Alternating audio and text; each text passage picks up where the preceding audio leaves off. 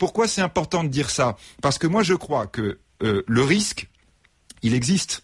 Et je crois qu'il existe. Le risque d'implosion de la zone euro. Le risque d'implosion de la zone euro, il existe. Et quand on parle de risque, moi je vais beaucoup plus loin. Et je crois que là d'ailleurs, entre parenthèses, Angela Merkel a évoqué cette notion-là en disant l'euro a d'abord été un outil constitutif de la paix de l'Europe. Et je crois qu'il faut être très clair. Si on casse l'euro, on casse un outil de la paix. Et quand on dit qu'on casse un outil de la paix, il faut dire les choses vraiment très clairement. C'est-à-dire qu'on ouvre la possibilité de tensions internationales qui peuvent déboucher sur des guerres plus tard. Et je crois, vous voyez que l'Europe entre nations européennes. Et bien sûr, dans l'Europe et dans le reste du monde. Je crois qu'il faut avoir conscience que nous avons, on va dire, êtres humains, opinion publique du 21e siècle, l'idée qu'il y a un certain nombre d'avancées définitives dans le mode de fonctionnement du monde et qu'on n'y reviendra pas. Les générations avant nous étaient beaucoup plus modestes, savaient que toujours une période de paix est fragile, elle doit être obligatoirement, on va dire, consolidée pour ne pas avoir une terrible régression qu'ont connue nos aînés.